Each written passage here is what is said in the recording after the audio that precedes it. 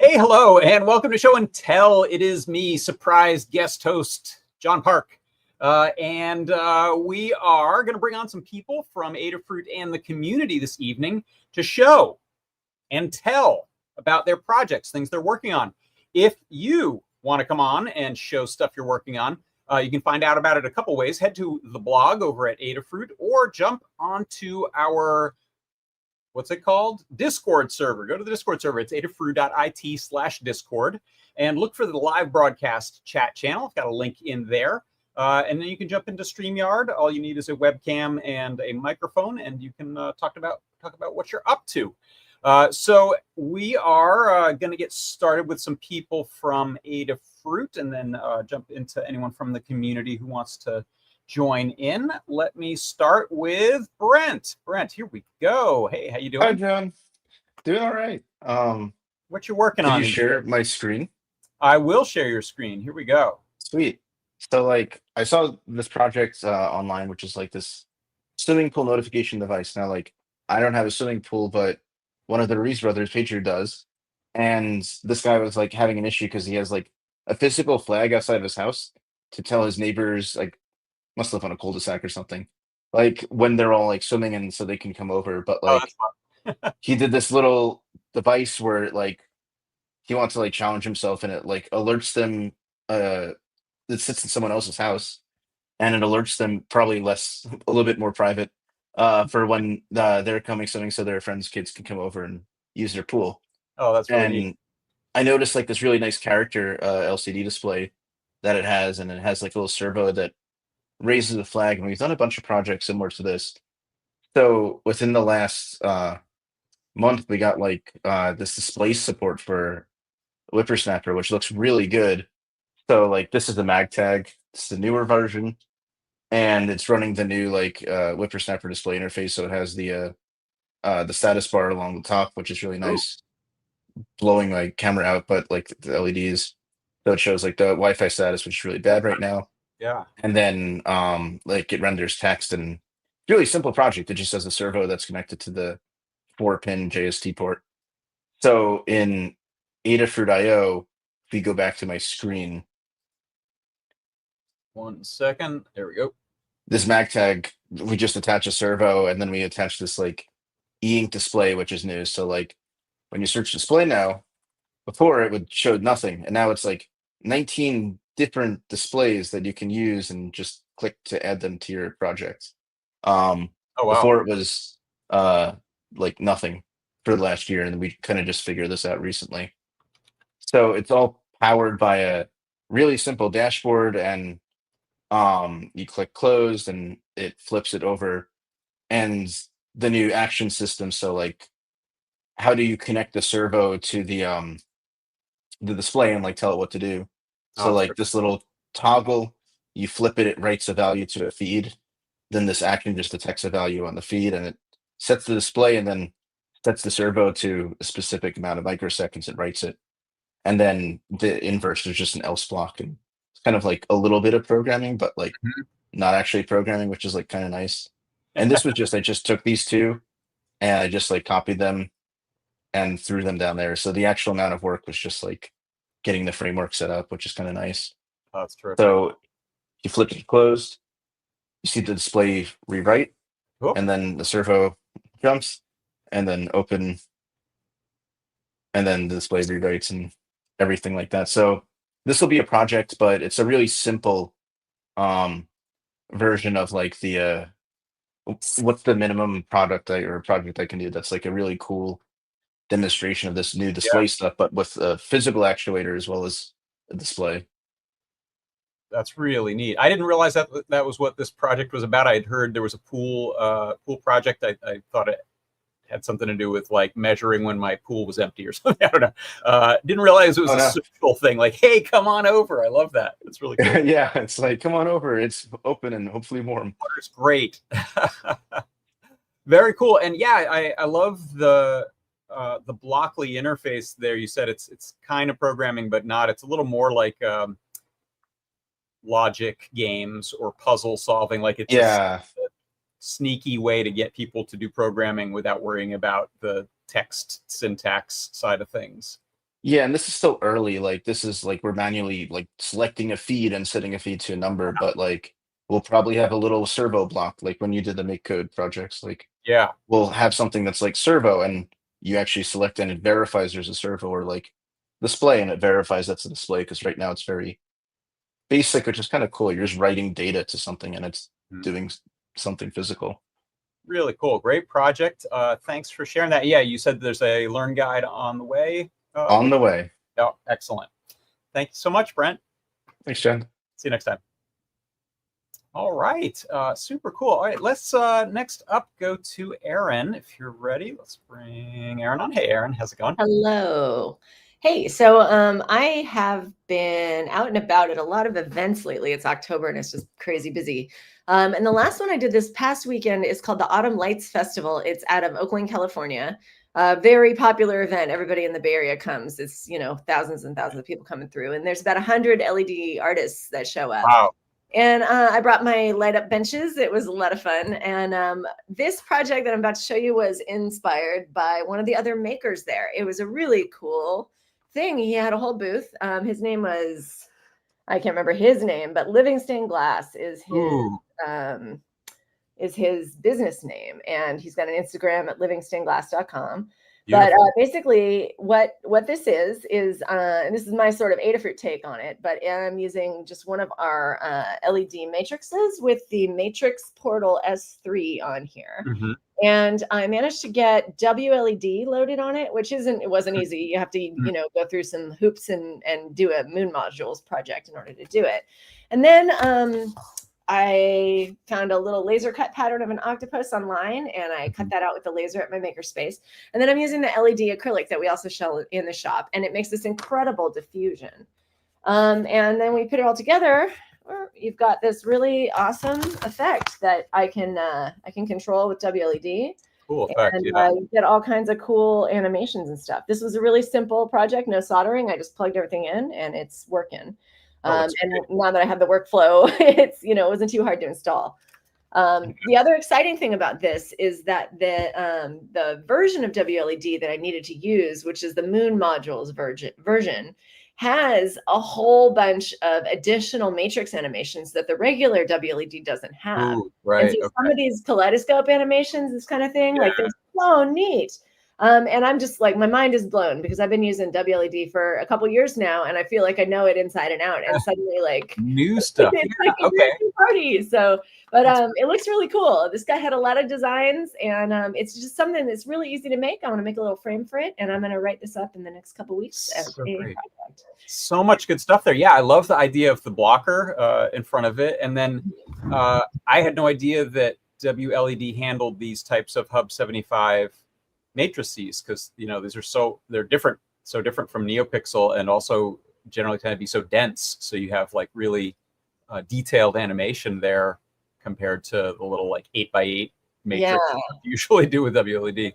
Then the other cool thing I discovered, I don't know if you're gonna be able to see this on the camera, but is if you move it away just a little bit, it does some things with the shadows where it makes the octopus actually like appear to be moving. I don't know if the camera's really going to pick it up, but it's just a really cool effect. It's very, psychedelic almost, just looking at it. It pulses in waves, and I'm really excited. It's just such a cool. Very neat. Yeah. Are you writing this up as a guide? Yeah, I'm planning to. Like it's going to come up in the next couple of weeks. But I just finished a prototype yesterday, and I'm excited and want to show it off. So it looks amazing. Thanks for sharing that. Yeah. Thanks. Really cool. All right, Erin. Thanks much. We'll see you next time. All right. Way cool. How about we'll head on over to maker Mslissa. Hello. Working on these days. Well, you want to show my shared screen? Sure. Go.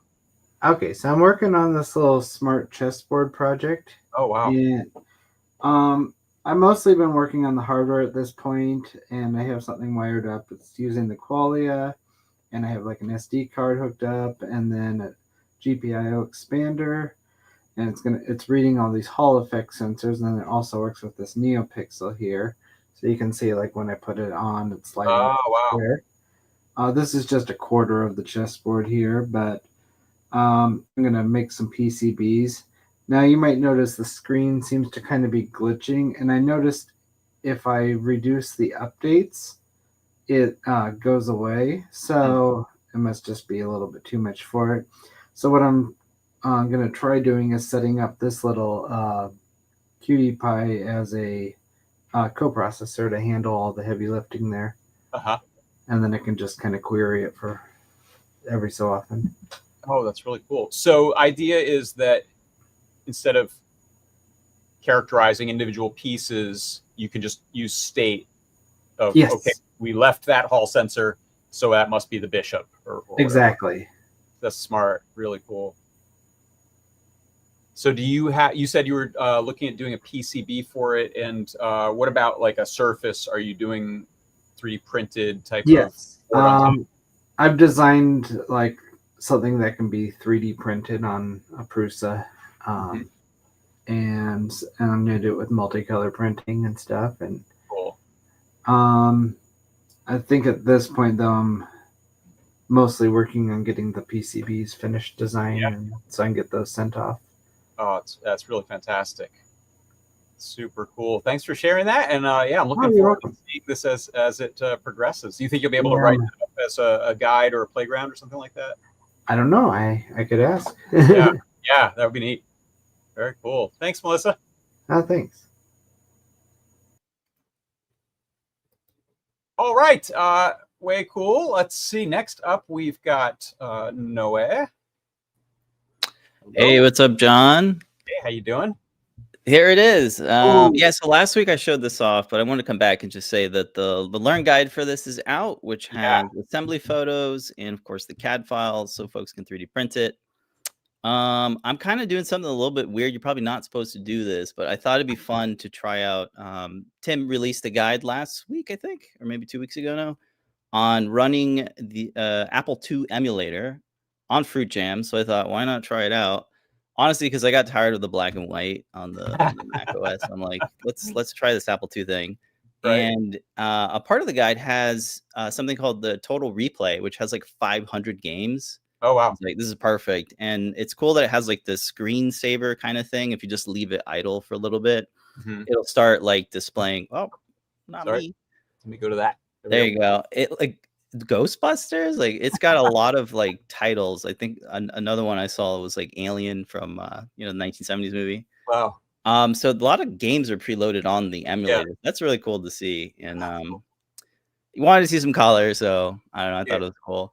I wanted to ask you, John, like, can you did you ever get to like play with a Mac 128 or 512? Yeah. Like, what do you have any stories? Like, what was it like back then? Well, so in 1986, I think we got the Mac Plus, which I think was the second one. It was the second or third one. So there was the Mac, and then maybe it was like the Mac 128, and then the Mac Plus, or I'm getting this right. So we got that, and one of the main things I did on it was, even though we had a Apple IIe and I played a lot of Zork on there, we immediately got a bunch of the same kind of Infocom text adventures to play on the Mac. And one thing I don't know if you ever experienced was games that came on multiple disks. There was no internal hard drive, so it's not like you were installing them. It's that you were playing up until a point where it was like, all right, eject that and put in disk 2, and this, the story. That's funny. I had forgotten. I remember playing Myst on our Mac Performa, yada yada. It had like 10 disks, so I know about that. It seemed like every time you would turn around, you'd have to put in a new floppy.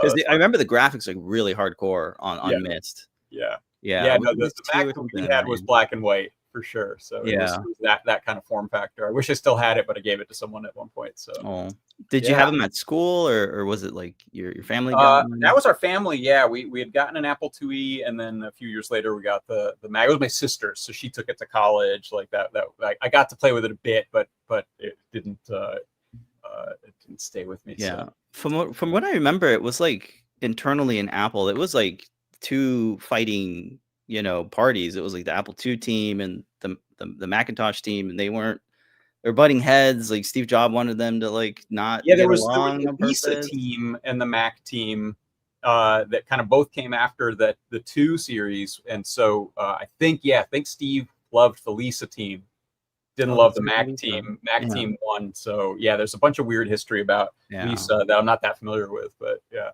I think there was an Apple III as There well. was an Apple III, yeah. I don't know if that came out or if that was another one of those sort of internal It struggles. like cost them a lot of money, and they ran out of money. I don't know, some crazy history about it. Yeah. But what one of the things I love about the case that you designed here is the floppy drive. Can you talk about that a little bit? sure, yeah. So the floppy, I'm gonna just turn it off so I can take the disk out because it does have the thing running off of it. Yeah. So we have in the shop a one of these like SD card to regular SD card adapters, and it comes with this like injection molded case. So you just pop it open with a spudger tool, and you probably can see it here. So one of my favorite things, of course, is the door, because you do got to access it every now and then. And you can see it's been sandwiched between another mount that has like an end stop kind of thing, and it has this ribbon cable that just plugs into the fruit jam there. So I'll probably be doing that for a future project too, but it's not working really well. Yeah, it's really cool. So I wanted to go with this version because it like the proportion was like better for this than a micro SD card. Yeah, so and it's nice. It has those are stickers that we sell that go on. Yeah, I got we got these stickers. We did sell them. You could probably print them out from Charlene. She has I think she has them up on her website. Okay. Yeah, I think it was like a limited release kind of thing. Yeah, you can see I've used it 3 times, only a few left. Precious. But yeah, having that on there was really nice. It's really cool. Yeah, it's funny that you kind of have to use the SD card to have the disk image to run Pico Mac, and then of course the Total Replay thing. Next, I want to try out the SNES. Like, I want to it's just such a cute little, enclosure for playing all the retro stuff. So, all right. Yeah. If you ever have any spare cycles and want to do a Genesis and a NES, that we've got emulators now going on those. Yeah, it's really fun to do a good looking case on those. Yeah, for sure. Yeah. Awesome. Cool. Yep. So check it out. If folks want to print it, check out the guide. It'll give you all the details on, minimum build volume and how much filament you need and all that. Not too bad. It's like half a spool. So great work. A lot cheaper than going out and buying a Mac. So an old I guess so. Yeah. 80s or 90s Mac. Yeah. Cool. Awesome. Thanks so much. Have a good night. All right. Next up from the community, we've got Steve Otteson. I'm going to guess on your name there. Otteson, pretty close. Otteson. All right. Hey, Steve, how you doing? What you got? So I've been doing some glowy stuff for Halloween and kind of experimenting with different filaments. This is like a smoke. And then this is a natural. It looks better in the dark. In fact, I can turn off the lights. Helps a little bit. And then one thing I've done with this, I'm just going to unplug this because it's going to be too bright. So I basically just cutting up LED strips, right? So, and then I've got a parameterized 3D print here, so I can just tell it how many of these things I want, so I can match it up to my whatever it is I'm trying to light up, and then just power it with a Sparkle Motion Mini or whatever. And so, yeah, that's just been kind of fun to play around with different filaments and see what happens. And then I've got one more. So I've got these glowing baby doll heads. Yes, you do. Amazing. Inspired by my youngest adult kid who hates doll heads. So I thought, sure, why not make those? And then, so for that, what I did is I just took an LED strip, and you can kind of see how I've just blacked out, the diodes I don't want. And then, whoa, that's reversed. That's funny. It looks normal for us. So okay. All right. Looks good for you. So I figured out with ChatGPT, I'm like, I don't want to have to enter all of these sequences in WLED, but I found a way. There's this thing called the LED map, and you can tell it basically remap all the LEDs. So I can just tell it the ones that I want, and then the rest ones are just dead. So now I just have one sequence of just the ones that are alive. So it's a much easier to send all the sequences that I want. I can just treat it as one instead of, I kept trying to re-enter all the sequences, and it was just a pain. So it's much easier to have a little map file to tell it what to do. That's nice. So so otherwise you'd be in the WLED interface trying to make I forget what they call like the little logical groupings of. Right. I kept doing that. And this is a pain because I just want to send all the animations to the whole strip. Yeah. And so that good. little JSON's a lifesaver to do That's that. a great tip. Okay. Thank you for sharing that. Yeah. Yep. Really cool stuff. Thanks, Steve. Sure. All right. We'll see you. All right. And last up, we've got Toddbot. Hey, Todd. Hey, how you doing? So Good.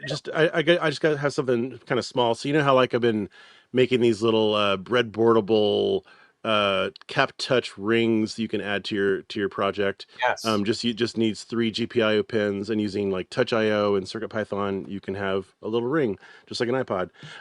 Well, I've been having people wanting just buttons, and so now I have a little button one. That's the same idea, just to use 4 GPIO pins, and you get 4 buttons. And I have a little demo of it here, and so you can get sort of the sense of the scale. That's how big they all are, and like, ooh. Hey. And of nice. course, it's multi-touch. And this is just a Pico. Let me take my little thing off here. Just a Pico driving a NeoPixel strip. And one of the things I'm really happy with, because of CircuitPython, is this functionality is just 1 page of code. Yeah. And I mean, there's the code that it's running. It has 1 extra line that gives me the colors, but so it's 27 lines instead of 26.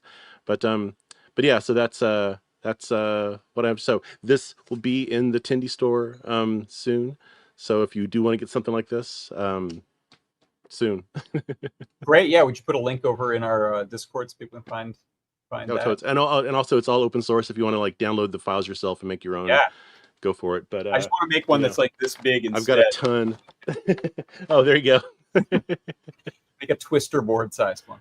Oh yeah. That might be expensive as a PCB. Yeah, super cool. And so those, you were saying those support multi-touch, so you can do corded things with them as well as yeah. It's a triggering multiple buttons, all the buttons, Rad. Cool. Awesome. Thanks, Todd. Very awesome. Cool. Have a good one. All right, take care. Bye. That's you. That's me. Okay. Thanks, and that's it. That's us. That was Show and Tell. Thanks everyone for coming on and bringing your incredible cool builds. I believe there is not going to be a Ask an Engineer this evening, so just stay tuned on our blog and other social places to see what's coming up next. I will be on tomorrow with John Park's workshop, and that'll be at 1 o'clock Pacific time, 4 o'clock East Coast time. So come on by. Thanks everyone so much, and we will see you soon. Bye-bye.